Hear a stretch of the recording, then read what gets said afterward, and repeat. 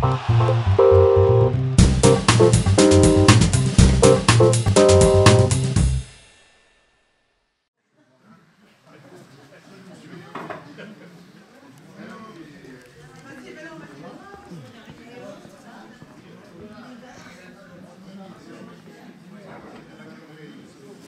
avons commencé ce travail en décembre dernier.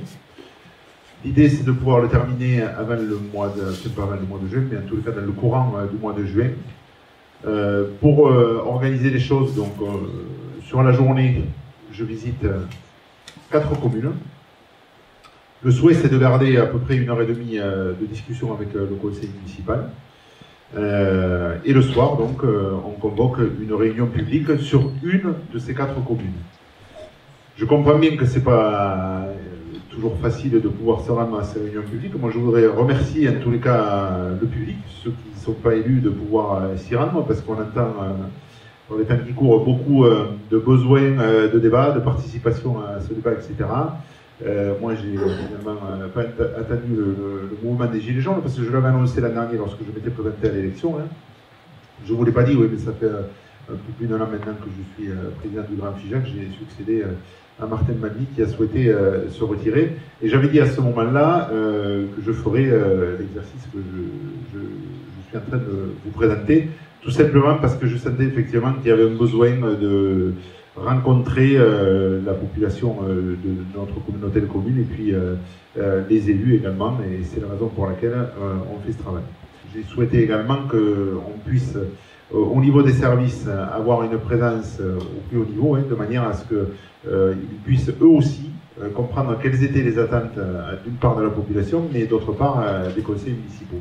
Donc c'était dans cet esprit-là qu'on a bâti un peu ces rencontres, et à la fin de ces rencontres, c'est-à-dire au mois de juin, je demande donc au vice-président de me faire des synthèses des journées de rencontres, et à la fin on fera une synthèse un peu générale, et on ira le présenter au conseil de développement. Donc le conseil de développement, c'est l'émanation territoriale en fait de la représentation, qu'elle soit associative, culturelle, éducative, etc.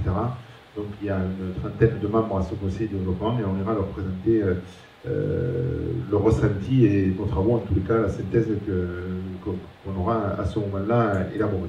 Moi, en tous les cas, pour ma part, puisqu'on est en mi-temps, je suis à la moitié, je suis très content du travail qu'on fait, parce que je crois qu'il est nécessaire. Je crois aussi qu'on apprend beaucoup de choses qui nous sont remontées de par les communes. Alors, pas que des choses qui vont, au contraire, moi je ne suis pas là pour entendre que ce qui va bien.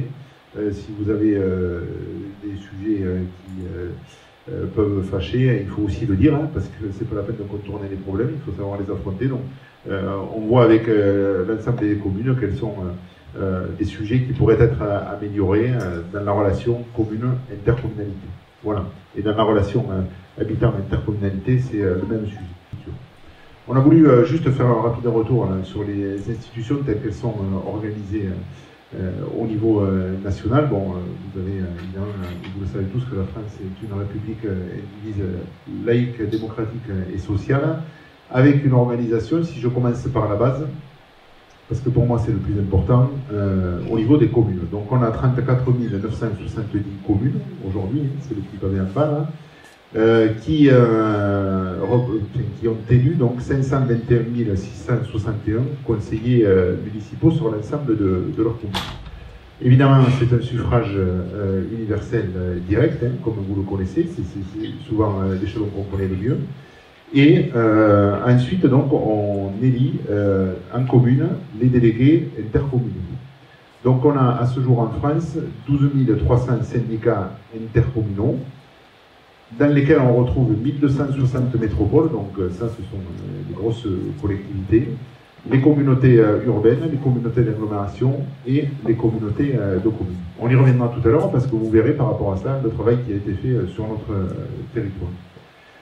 Ensuite, donc, on a, à côté de ces 34 970 communes, on a 120 départements qui sont représentés par 4 108 conseillers départementaux, donc vous devez connaître les vôtres, et qui eux aussi sont élus au suffrage universel direct. 18 régions, après la réforme des régions qui a été portée en, je crois que c'était 2016, Et donc là, on retrouve 1757 conseillers régionaux qui aussi sont élus au suffrage direct. Donc ce bloc-là, c'est ce qu'on appelle le bloc des collectivités locales. Donc en dessus, il y a le pouvoir législatif qui est représenté par l'Assemblée nationale et ses 577 députés qui eux aussi sont élus au suffrage universel direct. Et donc le Sénat, dont on entend également parler, 348 sénateurs qui eux sont élus par un collège de grands électeurs qui sont une représentation en fait des collectivités locales que vous avez en dessous. Et puis après, donc, le pouvoir exécutif qui est représenté par le président de la République, qui lui est élu au suffrage universel direct, et son gouvernement qui est nommé par ce dernier. Ce qu'on a voulu aussi mettre en parallèle, c'est les moyens qui sont affectés à chacune de ces organisations. Donc l'État gère un budget de 446 milliards d'euros. Ses principales recettes reposent sur de la fiscalité, avec l'impôt sur le revenu, l'impôt sur les sociétés, la TVA et la TICPE qui est, on appelait ça avant la TIPP, donc c'est la taxe intérieure sur les produits énergétiques.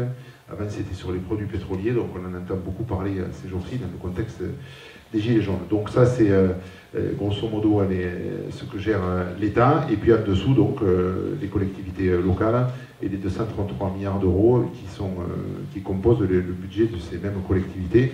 Là, la fiscalité, c'est les impôts locaux, hein, vous devez connaître ça, la contribution foncière aux entreprises, la CFE, par le passé, c'était la taxe professionnelle, donc aujourd'hui, c'est la CFE, entre autres, la taxe foncière, la taxe d'habitation et la taxe d'enlèvement des ordures ménagères. Dans la présentation, on y reviendra un peu plus précisément après, pour voir comment est-ce que c'est organisé. Donc voilà le schéma, hein, c'est juste un bref rappel pour qu'on sache à peu près dans quel contexte on travaille dans notre pays. On va rentrer maintenant un peu plus précisément sur la présentation de notre communauté de communes pour que vous sachiez dans quel ensemble intercommunal vous vivez. Donc nous sommes 45 161 habitants hein, sur cet ensemble intercommunal. Ce qui est à remarquer, c'est qu'on a quand même une croissance démographique qui reste importante, puisqu'on gagne en 20 ans sur le territoire, il y a plus 6,5% de population qui a été gagnée. Alors je vois des gens qui prennent des notes, vous pouvez, ça ne me gêne pas du tout, mais vous pouvez aussi aller chercher ce document sur le site internet de la communauté, parce qu'il est libre à tous. Voilà, donc c'est juste pour si certains veulent s'y rendre. Donc une croissance démographique qui reste importante. L'année 2018 a d'ailleurs été également en croissance puisqu'on a gagné 0,2%. Sur la carte d'à côté, donc, vous voyez les communes qui sont, donc c'est la carte évidemment de la communauté de communes, hein.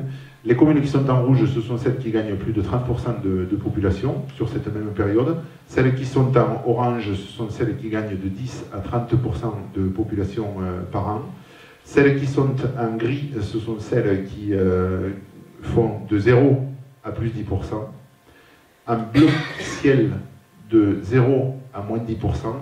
Et en bleu foncé, ce sont celles qui perdent entre 10 et 15% d'habitants. Pas par an, pardon, sur la période, hein, sur les 20 ans. Ce sont celles qui ont gagné ce que je vous indiquais sur la période des 20 ans. Donc on voit effectivement qu'il y a une croissance démographique qui se fait généralement autour des villes-centres, hein, mais comme vous pouvez le voir, alors la petite flèche, voilà, est sur la commune de Figeac. On dit toujours que la communauté est faite pour Figeac, pour servir Figeac, pour faire grossir Figeac, mais en tous les cas, d'un point de vue démographique, c'est pas Figeac qui en profite, puisque que ce soit Figeac comme Cap de Nangar, ils sont plutôt dans le zéro, autour de zéro. Voilà, donc ça, je crois que c'est quelque chose d'important. Nous, l'idée, c'est évidemment de faire en profiter un maximum de communes de la dynamique telle qu'on la connaît aujourd'hui sur le territoire. On voit qu'aujourd'hui, on n'y est pas tout à fait. On a malheureusement quelques écarts qui ont du mal à retrouver une dynamique démographique. Je veux parler notamment du nord du territoire et du secteur de la Tronquière, où l'agriculture s'est quelque peu affaissée ici comme ailleurs d'ailleurs, hein, mais malheureusement là il n'y a pas eu de substitution par l'industrie et on a du mal à amener les habitants de ce territoire sur les zones d'activité que nous avons, donc qu'elles soient à Bagnac, à Figeac, à Cambre ou ailleurs. Donc cet ensemble représente aujourd'hui 92 communes, 1300 km². On gère 2100 km de voirie, hein, c'est la voirie communale qui a été transférée à la communauté de communes. Donc oui, c'est un ensemble assez important. D'un point à l'autre, de la communauté de communes, sur l'écart le plus important, vous avez 75 km. Sur ce qu'on peut lire en dessous, donc 14e communauté de communes en France par le nombre de communes regroupées, donc ça c'est très bien, mais en fait ça nous apporte rien du tout, donc moi j'en parle rarement.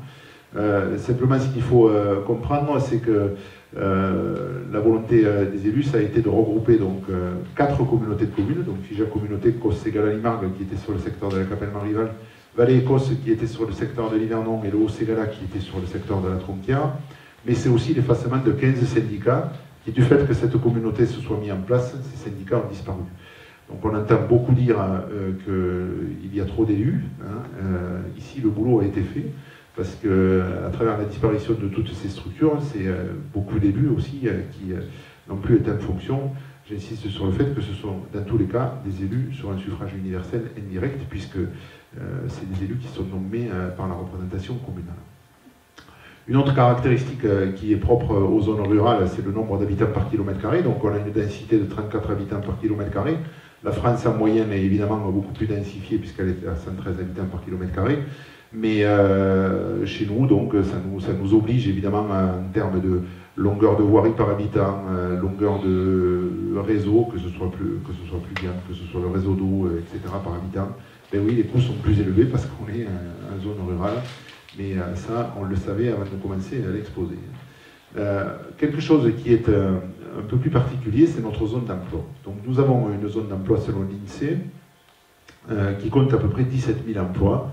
Donc je veux parler des emplois marchands, qui sont importants, des emplois de services, qui sont très importants. Les services sont le premier employeur du secteur. Mais une particularité pour notre territoire, c'est l'emploi industriel. On a 27% d'emplois industriels, quand la France en compte en moyenne à 13,6. Donc ça, c'est assez exceptionnel, mais c'est surtout exceptionnel du fait qu'on soit une zone aussi rurale que la nôtre. Bon, dans le même temps, on constate un taux de chômage qui est relativement faible, puisqu'il est de 6,9%, quand la France est à 10,2%. Ça nous oblige, que ce soit les communes ou la communauté de communes, à créer les conditions d'attractivité pour pouvoir accueillir des populations extérieures, parce que le solde migratoire est obligatoire si on veut faire tourner l'outil productif de la communauté de communes, que ce soit chez les artisans, chez les entrepreneurs, ou que ce soit aussi d'ailleurs dans les secteurs marchands et sociaux. Donc il faut qu'on accueille des populations de l'extérieur, et pour ça, il faut qu'on crée les conditions d'accueil. C'est souvent du service, c'est aussi du logement. Les communes sont en responsabilité sur cette question-là, avec un logement de qualité, parce qu'on peut dire qu'on a beaucoup de logements, mais faut-il qu'ils soient de qualité aussi. Voilà, donc c'est des conditions sur lesquelles il faut qu'on travaille avec les communes. Donc vous voyez, la France est à 10,2, ici on est à 6,9 en termes de chômage. Après, là aussi c'est un peu plus à visée pédagogique, mais moi je crois qu'il faut que les gens sachent pourquoi est-ce qu'on a fait cet ensemble intercommunal. Beaucoup disent que c'est évidemment quelques élus qui ont eu plaisir à construire un grand ensemble intercommunal. L'idée, c'est d'abord de pouvoir conserver des moyens pour répondre aux enjeux du territoire. Conserver des moyens, ça veut dire aller chercher et aller optimiser les dotations que perçoivent les territoires. Donc, ici, on a, ici comme ailleurs, les communes de France ont ce qu'on appelle une dotation globale de fonctionnement. Elle leur est versée chaque année, elle n'a pas été remise en question. Les communautés de communes fonctionnent avec ce qu'on appelle une dotation d'intercommunalité. Cette dotation d'intercommunalité, elle représente chez nous 39,40 € par habitant. Vous avez entendu comme moi, depuis un certain nombre d'années, les gouvernements successifs ont choisi de mettre en place le redressement des finances publiques et donc ont décidé de ponctionner dans les caisses des communes, des communautés de communes et des régions et des départements d'ailleurs, pour pouvoir redresser les finances publiques. J'ai juste oublié de dire d'ailleurs que les communes, les communautés de communes, les départements et les régions sont obligés de voter des budgets à l'équilibre. L'État, lui, peut fonctionner avec un budget qui n'est pas à l'équilibre. Donc ça, c'est une grande différence qui est notable parce que nous, on n'a jamais la possibilité de présenter des budgets en déficit, et c'est heureux d'ailleurs, parce que là aussi, ça nous oblige. Donc, on a 39,40 € par habitant. Quand l'État a pratiqué sa ponction sur notre dotation, il nous reste 10,37 € par habitant. Si on n'avait rien fait, c'est-à-dire si on avait laissé les communautés telles qu'elles étaient jusqu'alors, par les règles qui sont appliquées en France, aujourd'hui, on aurait sur le même périmètre, on rendrait de l'argent, globalement, on donnerait de l'argent à l'État. Et je vais vous l'illustrer par une communauté de communes que je suppose vous connaissez peut-être pas, mais enfin, vous savez où elle est, la communauté de communes de Mende en Lozère, qui est un territoire au moins aussi rural que le nôtre. Eux, ils ont fait des choix qui sont différents des nôtres. Ils ont décidé de rester à l'échelle, à une petite échelle, c'est-à-dire 7 communes regroupées autour de la ville-centre de Mende. Et bien aujourd'hui, Mende se retrouve contributeur au budget national sur sa dotation d'intercommunalité, et un autre fonds aussi qui s'appelle le fonds de péréquation intercommunale et communale, où là aussi il se retrouve contributeur. Donc le territoire aussi rural que Mende, avec toutes les difficultés qu'on a ici, eh bien il se retrouve à devoir verser de l'argent à l'État plutôt que d'en recevoir. Moi je trouve ça proprement scandaleux, mais c'est vrai que si on ne s'était pas organisé, on serait globalement dans la même situation. Et on aurait effectivement du mal à répondre aux enjeux, comme je vais vous le citer tout à l'heure. Juste une autre petite information, parce que comme ce soir il y a beaucoup plus que des élus, il faut que vous le sachiez aussi. En France, on a les communautés de communes, comme vous avez pu le voir, les communautés d'agglomération et les métropoles. Pour être communauté d'agglomération, soit il faut être préfecture, soit il faut avoir une population de plus de 50 000 habitants avec un ensemble urbain de plus de 15 000 habitants. Nous aurions, nous, l'ensemble urbain de plus de 15 000 habitants, puisque Capdenac-Gare, Capdenac-le-Haut, Lunan et Figeac font plus de 15 000 habitants, même on peut aller chercher d'autres communes si on le souhaite, mais en tous les cas, ça fait plus de 15 000 habitants. Malheureusement, nous ne sommes pas à 50 000 habitants. Et si nous étions à 50 000 habitants et donc communauté d'agglomération, nous aurions certainement autour de 3 fois plus de dotation d'intercommunalité. C'est la moyenne en France. Les communautés d'agglomération ont 3 fois plus de dotation que les communautés de communes. Ne me demandez pas pourquoi, certainement parce qu'on considère qu'elles doivent assumer des charges de centralité, en tous les cas. Moi, je trouve que c'est proprement scandaleux et ça renforce la fracture territoriale telle qu'on la connaît. Et pour vous donner un exemple, il y a une communauté d'agglomération dans le Lot, non pas que je veuille la stigmatiser, hein, c'est le Grand Cahors, qui a moins d'habitants que nous, mais qui, du fait qu'il soit préfecture et communauté d'agglomération, eh bien le Grand Cahors, pour vous donner un ordre d'idée, quand nous avons 10,37 €, ils ont 55 € par habitant. Et ça, c'est des dotations qu'on a chaque année. Donc, je veux dire, ce n'est pas des subventions qu'on va chercher pour tel ou tel projet. Donc ça, je crois qu'il faut aussi que le grand public le sache. De la même manière, il y a d'autres sujets dont on pourrait discuter. Le très haut débit, les communautés d'agglomération, les métropoles, ce sont les opérateurs qui sont obligés de déployer le très haut débit. Chez nous, c'est à nous débrouiller.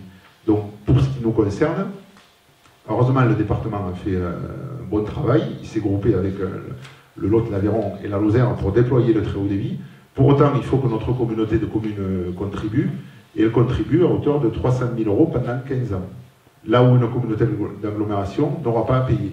Donc je vous le dis parce que ça fait aussi partie des choses qu'il faut qu'on sache et qu'on comprenne bien que la ruralité, elle a besoin de se battre, de se faire entendre et d'essayer d'aller chercher quelques victoires sur des sujets comme ça. Et vous pourrez compter sur moi parce que tant que j'y serai, je ferai tout ce que je peux pour faire corriger ces choses-là.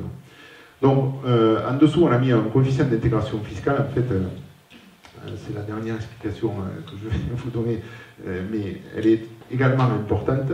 C'est en fait un ratio dont se sert le Bercy pour calculer la dotation d'intercommunalité. Dès lors qu'on est en dessous 50% de ce ratio, on a une dotation d'intercommunalité qui est retaillée.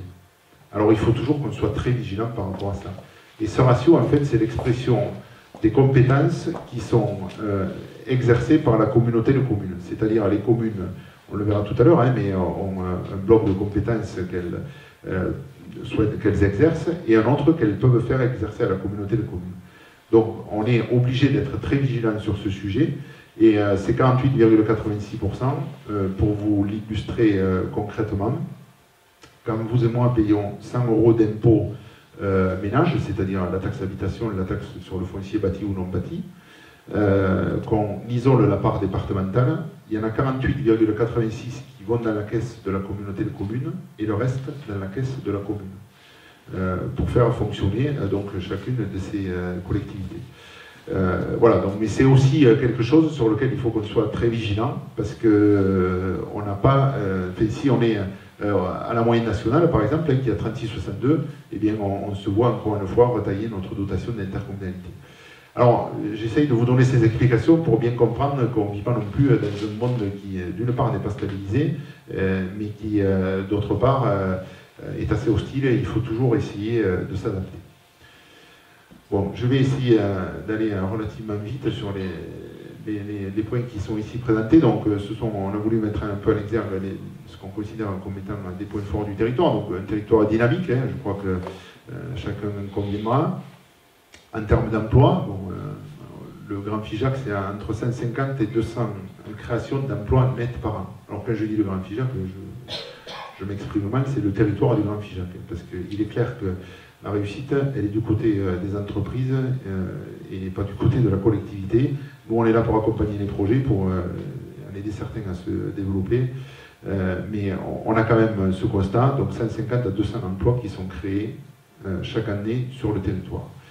Une population, comme on a pu le voir, qui reste dans une dynamique assez intéressante. Un autre indicateur qui est à remarquer, c'est les actifs de plus de 40 ans, parce qu'on a plus que d'autres territoires, des actifs de plus de 40 ans qui viennent s'installer ici. Et je crois que ça relate bien de l'attractivité de notre bassin de vie. Et c'est pour ça qu'on a voulu le mettre en avant, parce qu'il me semble que c'est important. Évidemment, les entreprises vont les chercher. Hein. Ce sont des gens qui ont une expérience et des compétences. Mais ce sont des gens aussi qui sont démarchés avec des postes qui peuvent se trouver sur des métropoles ou des endroits où est-ce que l'attractivité est quelque peu différente. On vient d'être labellisé territoire d'industrie.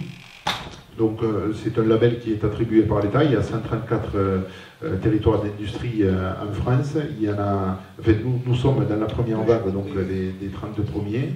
Nous avons d'ailleurs été pris un exemple. J'espère que ça nous apportera quelque chose, mais aujourd'hui, je ne peux pas vous en dire beaucoup plus parce qu'on n'a pas été assez loin pour avoir des certitudes par rapport à ce territoire d'industrie. Sur l'aspect historique et culturel, on a effectivement une richesse exceptionnelle. Donc il y a tout ce qui est patrimonial, hein, on y reviendra tout à l'heure, mais quand je suis à Saint-Perdoux, je ne peux pas ne pas évoquer la mine, hein, qui fait partie aussi de l'histoire de cette commune et de ce secteur-là de notre communauté de communes. Donc je crois que tout ça, il faut aussi savoir le mettre en avant, et d'ailleurs ici, vous avez très bien su le faire. Grâce à ça, on a pu aller chercher un certain nombre de labellisations. Donc nous sommes grand site d'Occitanie, vous aviez peut-être entendu parler à l'époque des grands sites de Midi-Pyrénées hein, qui avaient été mis en place, il y en avait 24, il y en a 40 en Occitanie. Il ne faut pas croire que ce soit automatique, hein, il faut aller la chercher, la labellisation. On a la chance d'avoir des équipes qui ont bien travaillé sur le sujet, mais on a surtout la chance d'avoir des communes et des associations qui ont fait le boulot auparavant pour qu'on puisse avoir cette reconnaissance, qui nous permet de nous retrouver donc sur des parutions qui sont nationales, sur des spots de télévision, sur des salons, sur un certain nombre de sujets comme ça, avec notre ville-centre, bien sûr Figeac, mais avec plusieurs exemples autour qui nous permettent de faire la promotion de notre territoire sans que ça nous coûte. Un autre sujet aussi qui a été développé à partir de la ville de Figeac, qui était une ville d'arrêt d'histoire, on a souhaité l'élargir à l'ensemble du territoire. Donc aujourd'hui, c'est toute la communauté de communes qui est pays d'arrêt d'histoire. Il y a des animations qui sont portées par les équipes de la communauté de communes. Donc il y a une exposition itinérante, vous pouvez la demander dans vos communes, hein, elle peut aussi se poser chez vous. Et puis il y a des animations avec des visites de villages ou des choses comme ça, qui je crois retiennent, enfin c'est pas je crois, j'en suis sûr, retiennent à chaque fois l'attention d'une centaine de personnes, hein, puisque c'est à peu près la jauge à chaque fois qu'il y a des visites. Et qu'on soit autochtone ou qu'on soit habitant du territoire, je crois que tout le monde y trouve son compte. Une autre caractéristique qu'il faut mettre en avant, c'est le fait qu'on soit bassin de formation. En fait, on a un bassin de formation qui s'est construit en fonction des besoins, mais qui aujourd'hui est assez intéressant. On a plusieurs BTS, donc dans les 3 lycées que nous avons sur le Grand Figeac, donc le lycée agricole, le lycée Champollion, le lycée Jeanne d'Arc. Nous avons aussi des BTS d'ailleurs à la Capelle Mariole au centre de formation d'apprentis agricoles, donc quand même une belle offre. Un IUT avec 450 étudiants, 3 départements, hein, ce sont les carrières sociales le génie mécanique et puis les techniques de commercialisation. Donc 450 étudiants qui viennent d'un peu partout, mais aussi du secteur. Hein, on ne les choisit pas d'ailleurs, en fait, ils ne sont pas choisis par rapport à leur appartenance géographique, mais ça peut donner l'occasion à des jeunes du secteur d'éviter d'aller faire des études de très loin, et je crois que c'est, par les temps qui courent, quelque chose qui est important. L'Institut de formation de soins infirmiers, donc l'IFSI, qui est en place depuis maintenant une petite dizaine d'années, sur 2 diplômes, hein, le diplôme d'infirmier et le diplôme d'aide-soignant, qui remplit bien hein, d'ailleurs et qui nous permet de pourvoir aux besoins locaux, puisqu'on a un hôpital, on a aussi l'Institut Camille Réalin qui est un employeur important, et toutes les infirmières ou les infirmiers qui travaillent sur le secteur. En fait, je crois que ça c'est important. Et moi j'ai mesuré aussi l'importance quand il a ouvert, parce que ça c'est vrai que c'est pas quelque chose qui m'avait tout de suite interpellé, mais des gens du territoire hein, qui, parce qu'ils n'ont pas eu la chance de pouvoir aller faire ce type d'école quand ils étaient jeunes, le font en seconde carrière, ou au moins à 30, 35 ou 40 ans. Et le fait que cet institut de formation soit ici leur permet de pouvoir monter en compétences et d'aller sur quelque chose de diplômant, alors que s'il fallait partir à Toulouse ou ailleurs, ils auraient eu du mal à le faire. Donc je crois que on a la chance d'avoir un outil comme celui-là ici. Et demain, donc, je vous l'ai mis, le centre de formation de l'industrie, le CFI. Alors ça, c'est un projet sur lequel on travaille depuis très longtemps, avec la Mécanique Vallée. Donc la Mécanique Vallée, c'est un regroupement d'entreprises, ils sont à peu près 200, hein, qui travaillent ensemble sur des questions qui peuvent être des questions de marché, de main-d'œuvre, mais aussi de formation.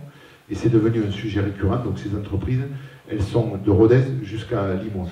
Et c'est vrai que FIJAC est souvent cité comme étant au centre de cette Mécanique Vallée. Et le sujet du centre de formation de l'industrie, qui est porté par ces sociétés, devait trouver un point de chute. Sincèrement, je suis très heureux qu'on ait pu l'accueillir ici, mais si on n'avait pas la communauté telle qu'elle est construite aujourd'hui, jamais nous n'aurions pu porter ce centre de formation de l'industrie. Pourquoi ? C'est très simple, c'est parce qu'ici, on n'attire pas d'investisseurs, on n'attire pas de promoteurs immobiliers. Si on n'avait pas fait la communauté pour pouvoir porter ce projet, c'est quand même 3 500 000 € d'investissement hein, sur l'immobilier, le centre de formation de l'industrie, il sera à Brive.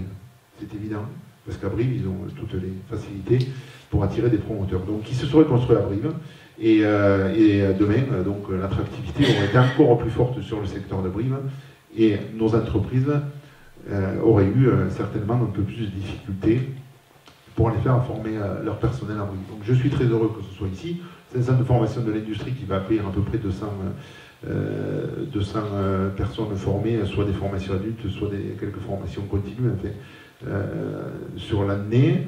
Il sera géré donc par l'Union des métiers de la métallurgie, l'Union interprofessionnelle des métiers de la métallurgie. Donc ils ont déjà un centre qui gère à côté de Toulouse, à Beauzelle, un centre également ici dans l'entreprise FIJAC Aéro, et donc demain tout sera regroupé, enfin pas Beauzelle, mais celui du FIJAC Aéro en tous les cas, sera regroupé à Cambes pour pouvoir servir l'ensemble des entreprises de la Mécanique Vallée. Donc je crois que ça fait partie des belles réussites. Je vous l'ai dit, c'est un investissement de 3 700 000 €. Nous avons réussi à mobiliser des aides de la part de l'État et de la région et de l'Europe. Le reste à charge sera évidemment remboursé par l'exploitant sur une durée de 20 ans. Donc c'est une opération qui ne coûte rien à la communauté de communes, mais qu'il faut quand même porter. Voilà.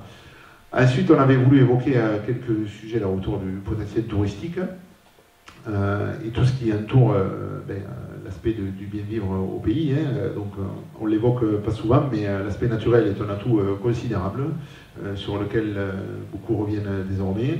L'aspect patrimonial, je l'ai déjà évoqué, mais ici, pour développer notre tourisme, il faut d'abord compter sur le patrimoine, plus que sur les plages. Hein. On n'a pas la plage, on n'a pas la montagne, donc le patrimoine est un élément tout à fait intéressant. De la même manière, la gastronomie et la convivialité, mais ça, c'est des valeurs qui sont chevillées au corps des habitants de ce territoire. Un autre sujet qu'on a plaisir aussi à mettre en avant, parce qu'on ne l'avait pas fait au début de notre présentation d'ailleurs, mais c'est la qualité de l'air. Tout simplement parce qu'il y a un organisme qui s'appelle l'Oramit, qui mesure la qualité de l'air sur l'ensemble de la région Occitanie. Et il se trouve que nous sommes toujours dans les premiers. Mais il se trouve que sur les derniers relevés, nous sommes premiers. Donc de toute l'Occitanie, sur les relevés qui ont été faits, y compris d'ailleurs sur les pollutions chimiques, et notamment, aidez-moi si j'ai oublié le terme, voilà, ils ont évalué et mesuré la pollution par les pesticides, nous sommes tout premiers. Et si vous allez voir d'ailleurs sur le site ce qu'il en est de l'état de l'air sur la région Occitanie, vous verrez qu'il vaut mieux habiter notre secteur que les secteurs beaucoup plus urbains, et notamment les métropoles, et ça fait partie des atouts, il faut qu'on en parle parce que je crois que c'est important. De la même manière, le ciel nocturne, qui est un élément et un marqueur fort de la qualité de l'air et de la qualité de l'environnement sur le secteur. Il y a le triangle noir sur le secteur du COS, mais il y a aussi beaucoup de villages qui cherchent à acquérir le label village étoilé. Et ça fait partie des choses sur lesquelles on travaille d'ailleurs dans le cadre de la compétence éclairage public à essayer de baisser l'intensité de l'éclairage et voire le supprimer ou l'éteindre d'un cuit. Après, j'ai voulu aussi évoquer avec vous et devant vous des opportunités qui nous ont paru importantes à saisir, mais qui par contre ont fait pour certaines couler beaucoup d'encre. Donc, moi je n'ai rien sous le tapis, je l'évoque sans aucune difficulté, puis après vous me poserez des questions s'il y en a. À commencer par le Viguier du Roi. Donc, le Viguier du Roi, ça a rempli les colonnes donc, de certains journaux. C'est un établissement qui s'est... c'est un château qui se trouve en dessus de la plage Napoléon à Figeac, que personne ne connaît malheureusement parce qu'il a été fermé au public à tous. On l'a ouvert là, pendant 2 week-ends pour organiser des visites, et il y a eu près de 3000 visiteurs d'ailleurs, ça a été assez remarquable, donc vous avez quelques photos. Voilà. Donc ce bâtiment, qui est certainement un des patrimoines les plus remarquables du secteur, s'est trouvé à la vente, et la communauté de communes a en fait ce qu'on appelle le droit de préemption, c'est-à-dire que sur un certain nombre de bâtiments, on peut préempter, c'est-à-dire bénéficier de la vente au même tarif, mais à la place de celui qui se portait acquéreur. Nous avons donc, quand nous avons vu que cet établissement, fait que ce bâtiment était à vendre, nous avons donc choisi de faire valoir notre droit de préemption. Nous avons évidemment réfléchi à un projet, parce que s'il n'y avait pas eu de projet, il n'y aurait pas eu de sujet, à un projet pour savoir comment est-ce qu'on pouvait exploiter ce lieu. Ce lieu avait été exploité précédemment en tant qu'hôtel et restaurant, sur un modèle d'une vingtaine de chambres. Malheureusement, les gestionnaires n'ont pas pu continuer l'activité pour des raisons qui leur appartiennent. Donc, on a cherché à monter un projet, et aujourd'hui, ce que je vais vous dire, donc, qui va être signé le 15 mars prochain, puisque nous allons signer l'acquisition du bâtiment le 15 mars, et le même jour, la signature du bail amphithéotique avec la société que nous avons trouvée pour exploiter le lieu. Donc, ce bâtiment, nous allons l'acheter 1 500 000 €. Je vous passe les quelques milliers d'euros qui dépassent, mais en fait, c'est à peu près 1 500 000 €. Nous avons réussi à mobiliser pour cette acquisition un peu plus de 900 000 € d'aide. C'est l'État, la région et le département. Je sais que ce sont des aides publiques, donc c'est de l'argent, c'est notre argent, c'est de l'argent public, mais je sais aussi que s'il ne va pas là, il va ailleurs.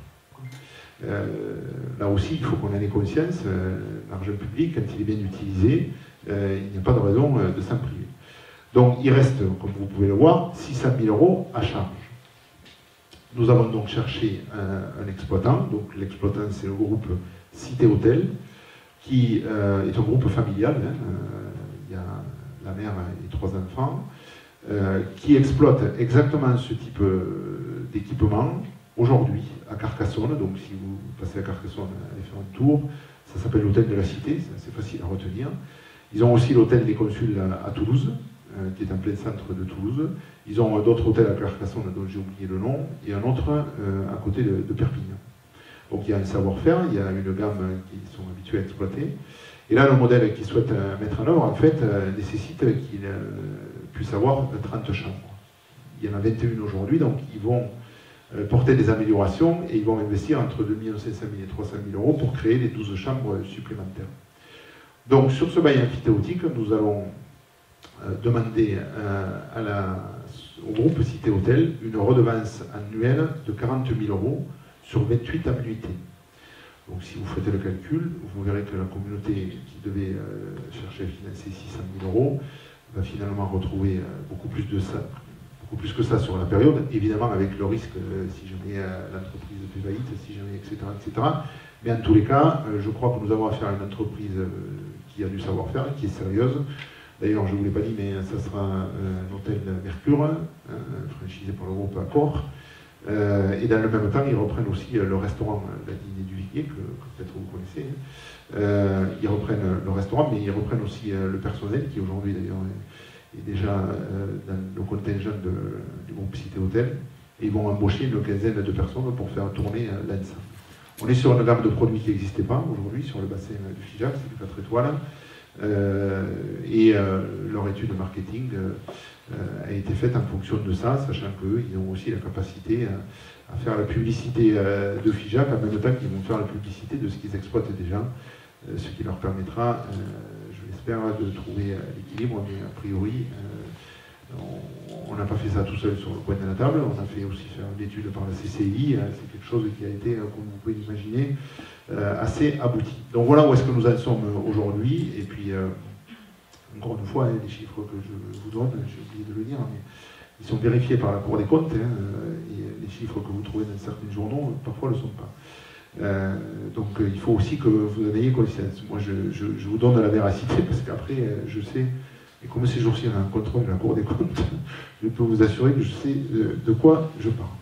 Donc voilà pour l'hôtel de Villiers, mais vous pourrez revenir après aux questions si vous en avez. Ensuite, j'avais voulu mettre également des entreprises de fleurons, parce qu'on a la chance sur notre bassin d'avoir des entreprises qui ont eu la bonne idée de mettre le nom de la ville-centre dans leur dénomination. Alors, Figeac, Figeac Aéro par exemple, il y en a d'autres, hein. Mais ça nous aide beaucoup à nous faire reconnaître loin de nos frontières, et en plus c'est gratuit. Donc c'est quand même intéressant pour notre secteur. Un autre projet de pilote que nous avons voulu mettre en œuvre, mais je vais laisser Jean-Pierre en parler, c'est le projet de pilote que nous avons porté sur la vigne, qui est assez particulier, mais là aussi, certains m'ont fait croire que les élus voulaient s'offrir un petit vignoble ou je ne sais pas quoi. L'idée, c'est pas du tout celle-là, c'est au contraire, Jean-Pierre va vous l'expliquer, mais de faire quelque chose de très participatif qui puisse nous aider et aider l'agriculture de notre territoire. Ce projet de vignoble, c'est un projet qui a été initié par Grand Figeac, c'est un vrai projet de territoire. L'idée, c'est de reconstituer un vignoble qui avait disparu sur notre territoire, hein, puisque avec le phylloxéra, toutes les lignes ont crevé, quoi. Et donc personne n'a replanté derrière, alors que d'autres régions comme Cahors, Bordeaux, qui avaient été aussi touchées par le phylloxéra, mais bien sûr, ont replanté des vignobles. Donc on a eu l'idée, après expertise, de créer puisque ce n'était pas Grand Figeac qui voulait porter pour lui un projet comme cela. Donc on a essayé de trouver une structure qui pouvait porter ce projet, et donc c'est une SIC, une société coopérative d'intérêt collectif, qui a été constituée, et elle a la particularité de réunir au capital donc des collectivités et puis des privés, aussi bien des entreprises que des particuliers, des citoyens, et qui donc porteront ce projet de reconquête du vignoble. Donc c'est une implantation de 5 hectares à la Vinadi, sur des terrains de la région Occitanie qui ont été mis à disposition Grand Figeac et donc après à la SIC. Et donc il sera planté 5 hectares de vignes, puis derrière construire un chai et donc commercialisé par la SIC.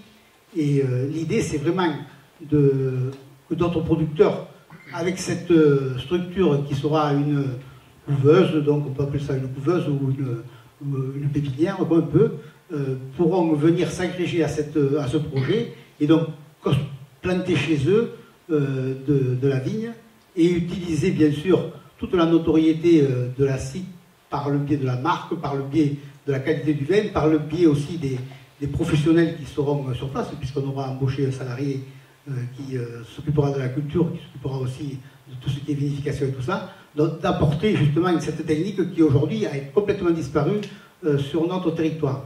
Donc aujourd'hui, on est 330 adhérents à cette société coopérative. Le capital est toujours ouvert, donc n'importe qui peut encore prendre du capital pour devenir sociétaire. Et donc derrière aussi l'idée, c'est qu'on relance peut-être par le biais de cette structure ou sur le même principe des productions qui ont peut-être disparu. On pourrait imaginer de la châtaigne, de la pomme des fois sur le Ségala, des choses comme ça, ou d'autres productions, mais justement toujours liées à cette valeur ajoutée pour créer de la valeur ajoutée au territoire et bien sûr pour que des agriculteurs puissent continuer à vivre de cette économie sur notre territoire. Tu as donné les cépages ou pas? Non, je ne sais pas. Il te faut donner les cépages, vous pouvez retenir les 3M, de toute manière, ça serait un assemblage de Merlot, donc c'est le cépage du Bordelais, le Malbec, le cépage du Cahors, et après du Mansois, le cépage du Marcillac. Donc 40 pour le Merlot, 40 pour le Malbec et 20 pour le Mansois. Et un peu après de Muscat d'Alexandrie. Bon, ça c'est plutôt pour le business, un peu par rapport à la cuvée de Champollion qu'on pourrait imaginer voilà, dans un futur. Il reste à peu près 60 ou 65 hectares de vignes sur le territoire. Non, mais ça a été, mais par contre, bon, c'était des productions à faible rendement, parce que quand on voit où elles étaient à l'écoto, voilà. Moi, je n'ai pas dit que c'était à la piquette. En tous les cas, l'assemblage qu'on met en place, on l'a goûté. Il faut dire aussi qu'il était, je ne sais pas si tu l'as dit, mais il y avait un producteur qui était sur ce modèle-là, à Capdenac-le-Haut, au domaine de Sully. Malheureusement, il n'a pas eu de suite, mais voilà, donc c'est le même assemblage. Voilà. Et l'idée, c'est que derrière, si des agriculteurs... c'est d'avoir le même produit. Hein. L'idée, c'est qu'on a lancé cette opération, mais s'il y a des agriculteurs qui s'inscrivent dedans, il faudra aussi que ce soit sur le même ratio d'encépagement. Voilà. Et donc ensuite, le dernier projet, alors celui-là, il a réuni aussi pas mal de manifestants lors de notre dernier conseil communautaire, parce que je comprends que ça puisse en interpeller certains sur le sujet, mais c'est le projet de la voie verte. Alors, la voie verte, je ne sais pas si vous en avez entendu parler, à l'origine, en fait, c'est un projet qui avait pour idée une voie verte sur l'ancienne voie ferrée Cahors-Capdenac. Sincèrement, si le projet n'avait été que celui-là, moi je ne l'aurais pas défendu avec le même intérêt. Là, on a changé de dimension et on s'inscrit en fait dans un projet de voie verte qui partirait du mont Lozère, à Lozère donc, jusqu'à l'Atlantique. Et donc, forcément, c'est un produit touristique qui n'a plus rien à voir avec juste un Cahors-Capdenac. Nous, l'idée qu'on a, c'est que notre secteur, parce que beaucoup parlent en fait de Cahors-Capdenac. Moi, je suis à peu près convaincu que dans ce schéma, il va se faire plus dans l'autre sens, c'est-à-dire de Capdenac à Cahors. Et je crois que comme pour l'agriculture d'ailleurs, comme pour notre industrie, il faut qu'on soit sur quelque chose d'excellence si on veut garder de la valeur ajoutée. Donc on a cherché un itinéraire qui soit le plus abouti et le plus joli possible. On a donc négocié avec le département, parce qu'en fait c'est le département du Lot qui met en place un syndicat mixte pour porter cet investissement, hein, parce qu'il traverse plusieurs communautés de communes du Lot. Et on a négocié avec le département pour qu'on puisse aller sur quelque chose de très qualitatif. Donc la voie verte va arriver depuis l'Aveyron. Donc, alors, je ne me trompe pas, mais je pense que ça passe à Asprières, non c'est ça, hein. Je ne peux pas me tromper ici devant l'Aveyronais. Hein, voilà. Hein, ça passe difficilement, mais ça passe à Asprières, Capdenac-Gare, et donc on arrive en fait à Capdenac-Gare sur la rive gauche, c'est-à-dire côté ville. Le problème, c'est qu'il faut traverser le Lot à un endroit. Donc, on a négocié avec le département et on est rentré en négociation avec la SNCF.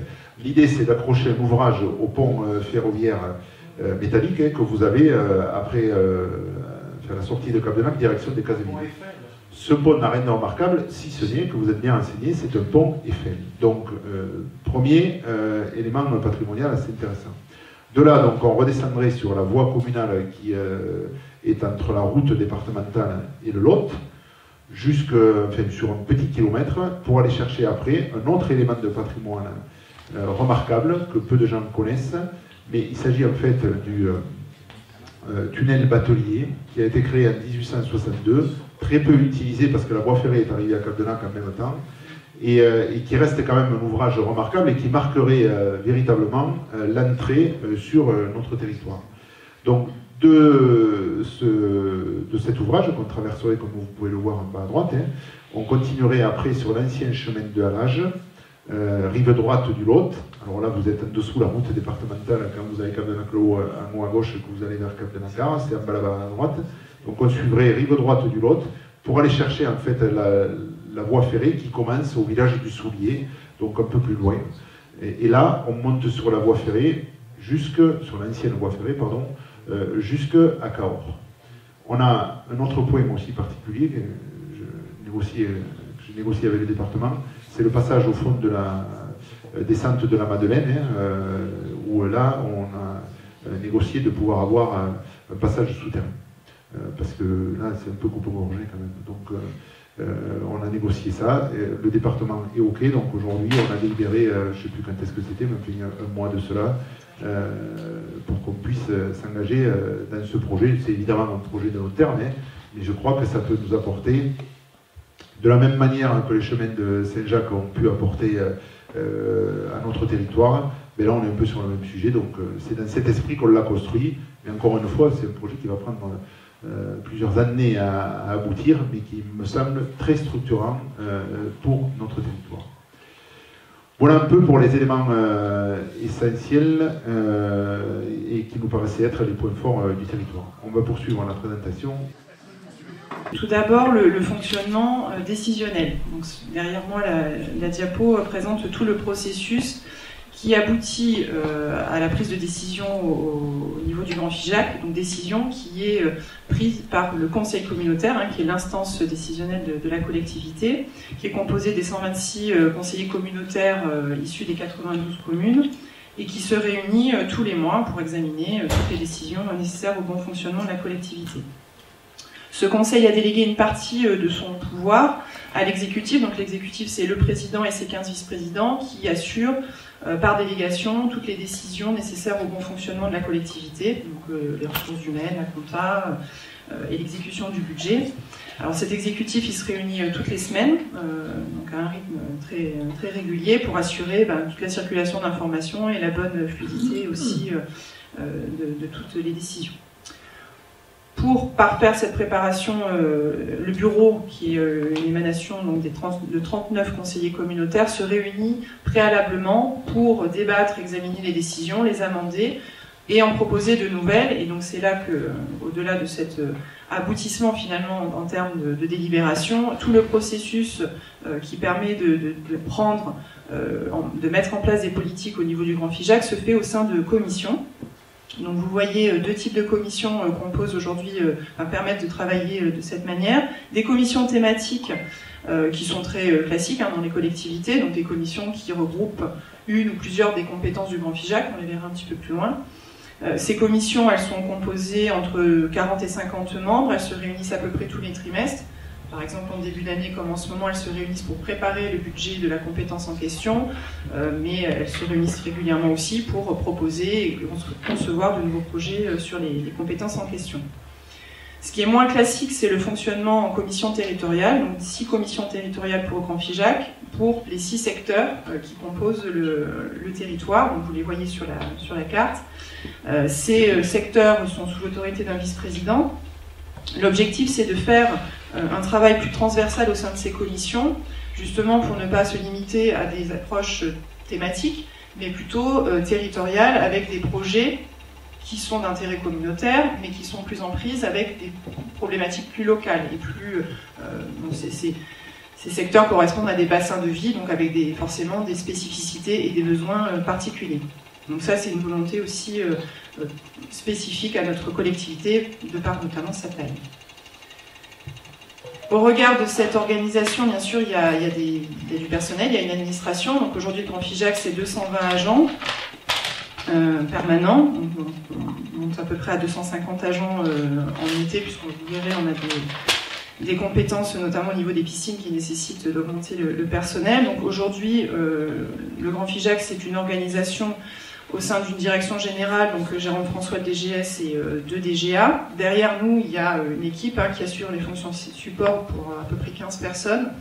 Ce sont les ressources humaines, la comptabilité, les services juridiques, informatique, donc une équipe, et ensuite 5 grandes directions qui assurent l'exercice de toutes les compétences de la collectivité. Donc on retrouve le pôle aménagement et urbanisme, donc ça c'est une direction qui s'occupe de tous les documents d'urbanisme, hein, donc l'élaboration mais aussi l'instruction de tous les documents, permis de construire, certificat d'urbanisme. C'est également dans cette direction qu'on assure la gestion de l'aménagement des cœurs de village, le transport à la demande, le développement du numérique et l'habitat. Deuxième direction, le pôle développement. Donc ce pôle développement, c'est celui qui assure tout le développement économique du territoire. Le Grand Figeac aujourd'hui, ce sont 20 zones d'activité et c'est le Grand Figeac qui assure l'aménagement, également la commercialisation de ces zones, c'est-à-dire l'accueil d'entreprises, y compris parfois l'immobilier d'entreprise qui est nécessaire. C'est également ce pôle qui s'occupe de la politique agricole, on en a parlé, le développement forestier, le développement touristique, et également le développement durable.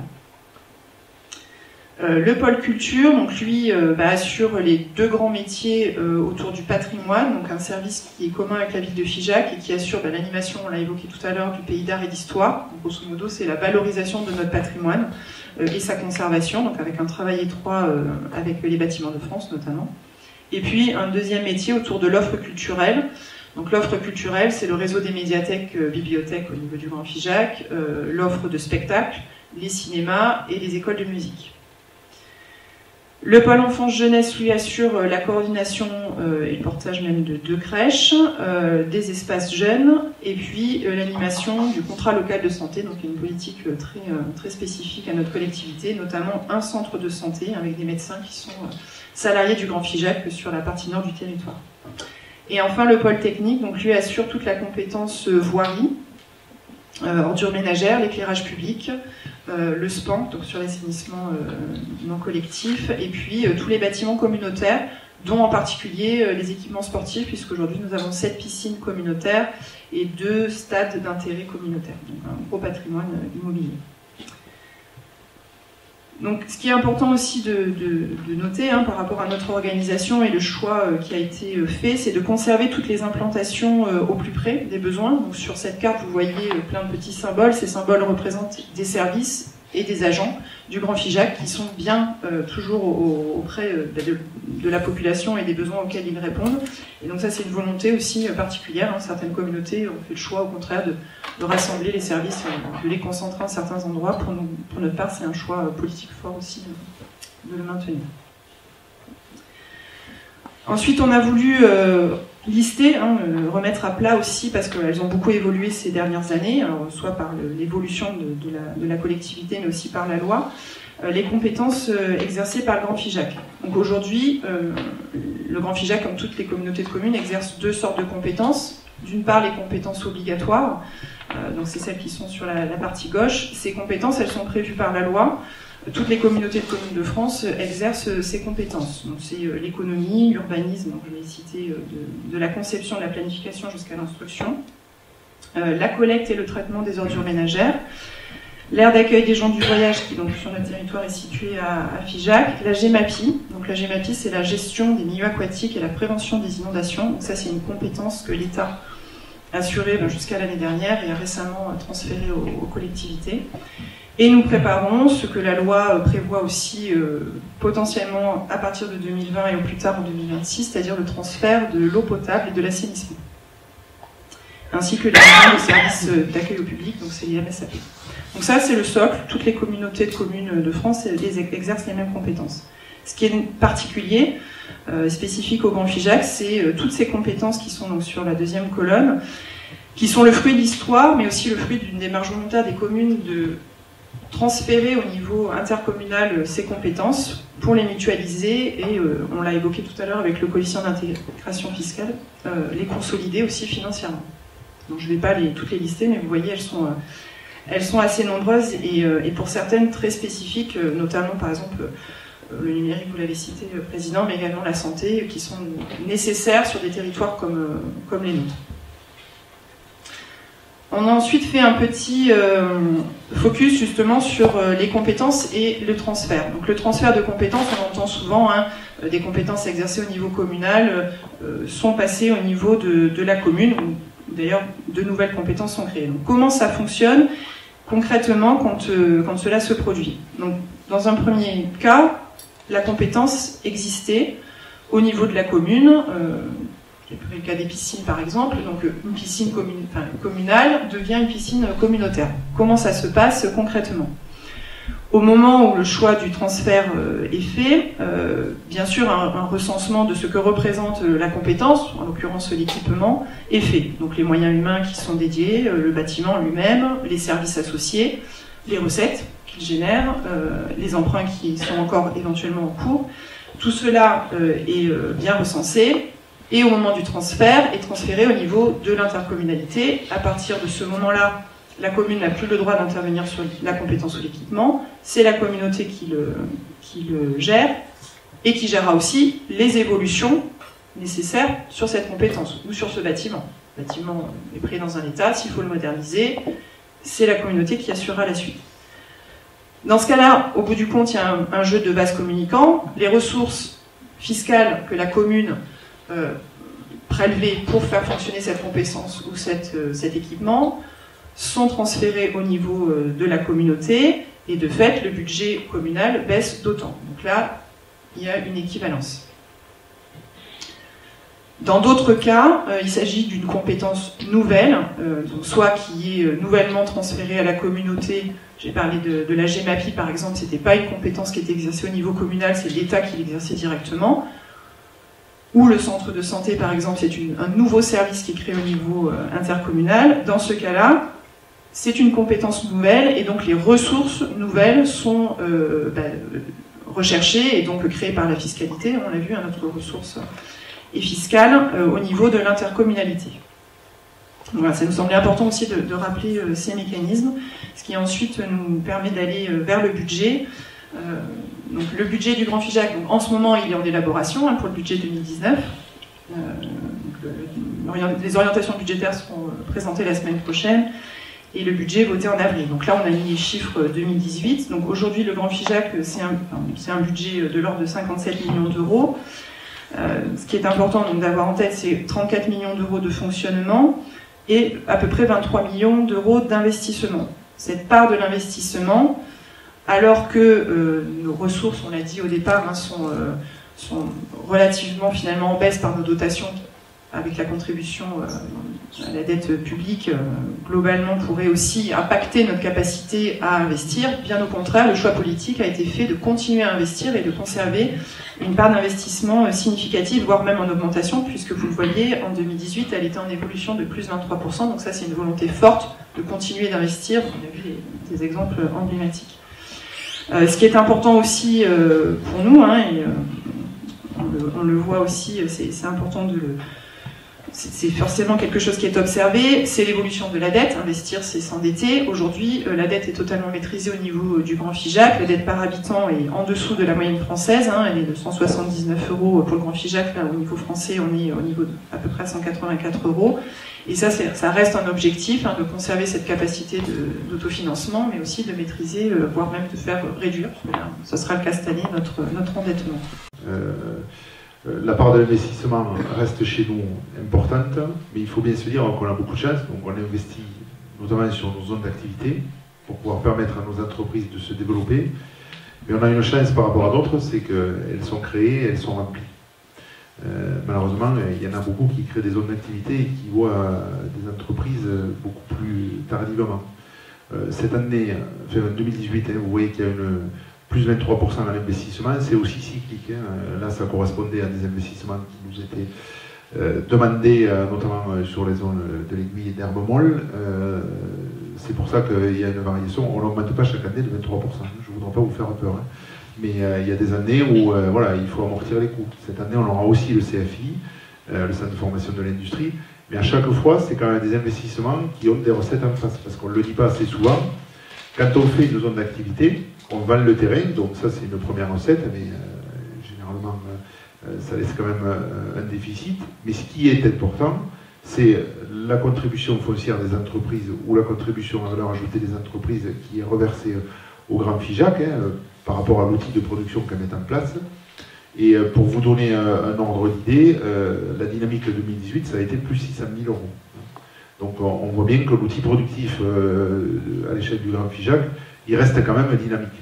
Et ça nous permet de pouvoir financer des investissements qui sont nécessaires, continuer d'équiper le territoire.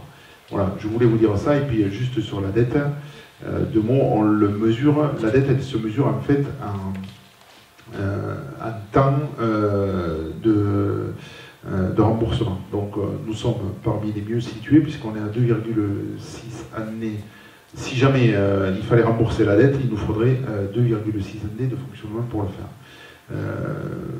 Les plus importants sont à 13 ou 14 ans et nous on est parmi les tout premiers. Donc je crois qu'il y en a sur toutes les communautés d'Occitanie, je crois qu'il y en a 4 ou 5 derrière nous qui sont mieux placés et je ne sais plus combien après nous, mais on a vu ça ces jours-ci sur le budget, on est quand même relativement bien situé, sachant qu'en plus on a une particularité parce que nous on a la voirie, toutes les communautés n'ont pas la voirie et forcément quand on a la voirie on recourt pour 25% à l'emprunt sur la voirie.